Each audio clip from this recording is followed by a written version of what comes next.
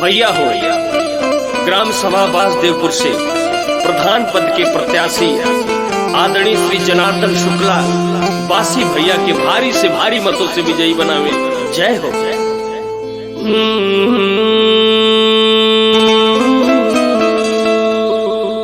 अब की परधानी में सबने ठाना है, जनार्दन शुक्ला बासी भैया को जिताना है। जन जन की सेवा जिनका गहना है, ग्राम सभा वासुदेवपुर का कहना है। जनार्दन शुक्ला जिंदाबाद जिंदाबाद, जनार्दन शुक्ला जिंदाबाद जिंदाबाद।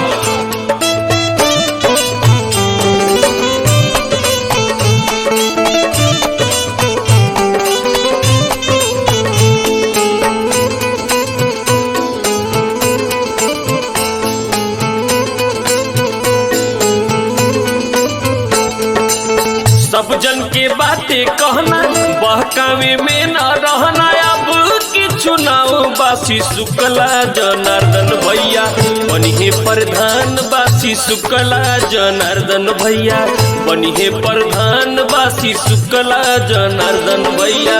सब जन के बातें कहना, बहकावे में न रहना। अब की चुनाव बासी शुक्ला जनार्दन भैया बनिए प्रधान, बासी शुक्ला जनार्दन भैया बनिए प्रधान, बासी शुक्ला जनार्दन भैया। हमारा नेता कैसा हो, जनार्दन भैया जैसा हो। हमारा नेता कैसा हो, बासी भैया जैसा हो।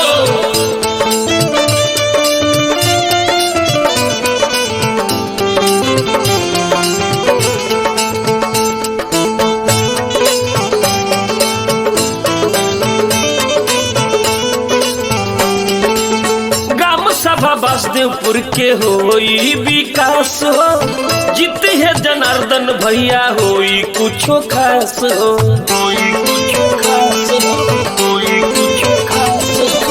ग्राम सभा वासुदेवपुर के होई विकास हो, जीत है जनार्दन भैया होई कुछो खास हो। दुखिया गरीब जन जन के रहे साथ, बासी शुक्ला जनार्दन भैया बनिए प्रधान, बासी शुक्ला जनार्दन भैया बनिए प्रधान, बासी शुक्ला जनार्दन भैया बनिए प्रधान।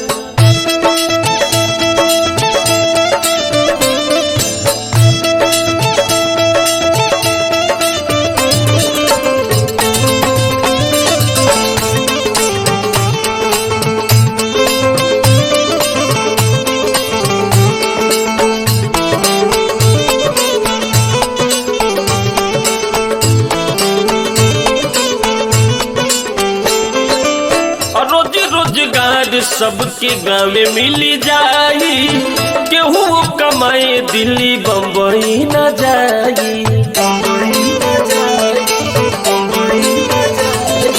ओ रोजी रोजगार सबके गाँव में मिली जाई, केहू कमाए दिल्ली बम्बई न जाई। जन जन के साथ लेके करी है विकास, बासी शुक्ला जनार्दन भैया बनिए प्रधान, बासी शुक्ला जनार्दन भैया बनिए प्रधान, बासी शुक्ला जनार्दन भैया बनिए प्रधान।